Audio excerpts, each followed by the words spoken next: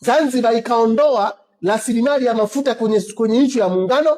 Zanzibar ikaondoa rasilimali ya madini kwenye swala la muungano.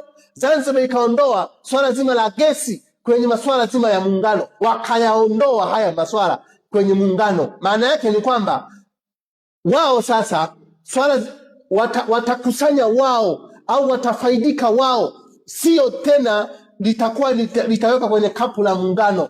Ilitolewa kupitia sheria namba 21 ya 2015. Hizi bandari na viwanda vya ndege vyote hivi vimeondolewa kwenye muungano. Badala yake haya sio masuala ya muungano. Kwa nini tena huyu Profesa Mbarawa anawezaje kuweka pale kwenye waziri wa uchukuzi, wakati swala zima hili sio swala la muungano? Hayo ndio masuala mazito, na ndio maana naweza nikasema kwamba huyu Mbarawa amewekwa pale strategically kwa ajili ya kuhakikisha kwamba wananyonya na wanapora rasilimali za nchi yetu ya Tanganyika. Kwa sababu ukiangalia waziri Profesa Mbarawa ni waziri wa uchukuzi, mwanasheria mkuu wa serikali ni Mzanzibari, waziri ni Mzanzibari, mwanasheria mkuu wa serikali ni Mzanzibari.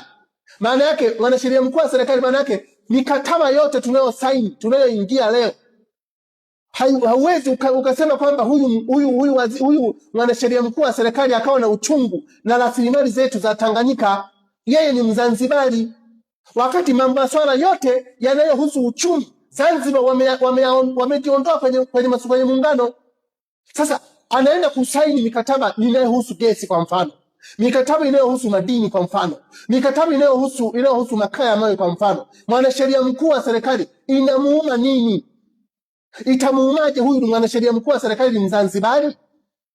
Huyu alikuwa ni mwenyekiti wa tume ya majadiliano wakati wa kuuza bandari ya DP World, mnakumbuka? Huyu alikuwa ni mwenyekiti wa majadiliano. Hamza Jahari leo mwanasheria mkuu wa serikali alikuwa ndio mwenyekiti wa government negotiation team wakati kwenye sakata la DP World.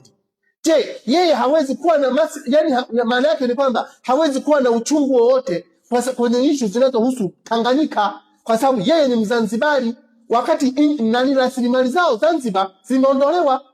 Na ndio maana wameshajenga wameplani kuziumiza au kuziharibu bandari zetu za Tanganyika kwa manufaa ya ujenzi wa bandari zao kule Zanzibar, kwa sababu wana mpango wa kuanzisha wa kujenga bandari Mangopwani pale, bandari kubwa. Na ukiangalia ule ujenzi wa bandari, ule mkataba wa bandari wa Mangopwani ni mkataba ambao ni wa kizalendo kweli kweli.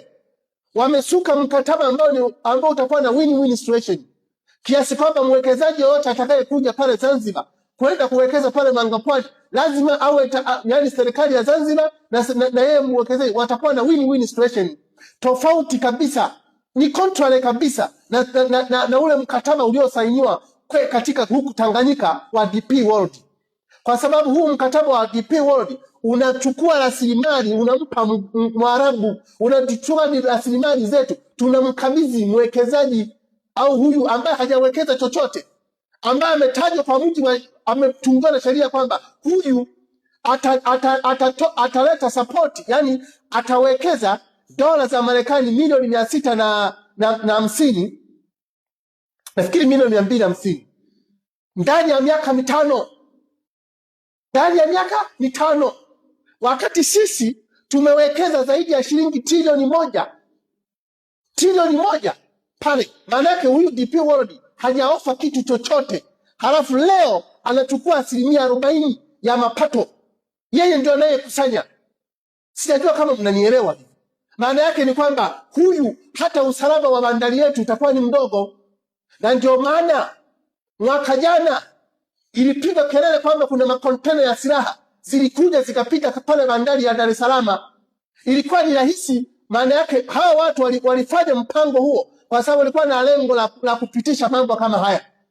Kwa lugha hiyo, kama DP World ndio anayesimamia pale na zimepitishwa silaha, na silaha baadaye tunaona mwezi wa Oktoba 2025 tunaona wananchi wanapigwa risasi, wakati tulikuwa na tuhuma kubwa ya makontena ya silaha zimepita pale bandari ya Dar es Salaam. Ilikuwa ni rahisi kupitisha makontena kutoka pale bandari ya Dar es Salaam kwa sababu Bandari sasa iko chini ya DP World. Maana yake si haiko chini yetu sisi. Anayeoperate na anayesimamia ni DP World. Maana yake ni rahisi hata kupitisha biashara za magendo. Ni rahisi hata kupitisha madawa ya kulevya kupita pale bandari ya Dar es Salaam. Kwa sababu haiko katika chini ya usimamizi wetu tena wa Tanganyika. Imefanya hivi kwa sababu mwanasheria mkuu wa serikali, government negotiation team, na wakati inasainiwa mwanasheria mkuu wa serikali alikuwa ni huyu Hamza Johari, kwa lengo la kuhakikisha kwamba dili letu lilindwe kabisa na DP World. Hasa utasemaje kwamba hapa hakuna upendeleo? Tunaipendelea Zanzibar na tunapendelea watu kutoka Zanzibar ili kusudi wanyonye Tanganyika na kuiumiza kabisa kiuchumi Tanganyika. Na nikwambieni Watanzania, Watanganyika, I can guarantee you, baada ya muda mfupi hawa viongozi watakapoondoka, tutaachiwa makapi sisi Tanganyika. Tutaachiwa makapi sisi wa Tanganyika. Tutaendelea kusuffocate kwa muda mrefu sana, kwa sababu agenda yao ni kuhakikisha kwamba wanaua kabisa Tanganyika, uchumi wa Tanganyika tusiwe tunajitegemea kabisa, wali wajenge kule Zanzibar.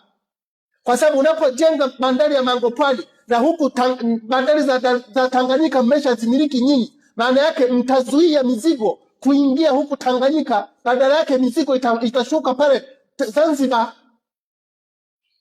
Maana yake itakaposhuka Zanzibar, itashuka Zanzibar na mtaambiwa huku Tanganyika kwamba ipite bila ushuru. Haitapita, haitatoza ushuru kwa sababu tayari kule Zanzibar imeshatoza ushuru.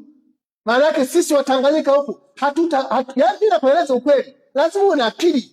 Nakwambia maana yake ni kwamba ikishashuka kule Zanzibar, maana yake ni kwamba hata bidhaa zote zitakazokuja huku Tanganyika, zinazopita katika nchi zingine, zinazoenda Burundi, zinazoenda Rwanda, zinazoenda Kongo, zinazoenda Zambia na wapi, zitakuwa zinapita pale bandari ya Dar es Salaam, zitakuwa zinapita bure.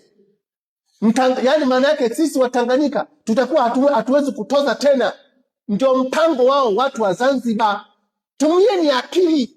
Ndio maana wanataka kujenga ile bandari ya Mangopwani. Sasa hiyo unajenga bandari ya Mangopwani kwa ili msaidie nani? Au ili mnufaishe nani zaidi? Kwa sababu kile ni kisiwa. Kujenga bandari ya Tanganyika, Dar es Salaam au bandari zetu hizi ni sawa, kwa sababu tayari hizi ziko kwenye rendi. Ile iko kwenye kisiwa. Maana yake utatoa tena kisiwani, utatoza pale, utashusha mzigo wako Zanzibar. Alafu ukitaka kuna nini, inabidi tena upakie uje float kwenye Tanganyika huku. Sijui kama mnanielewa hivi wa Tanzania. Wa Tanganyika sijui kama mnanielewa.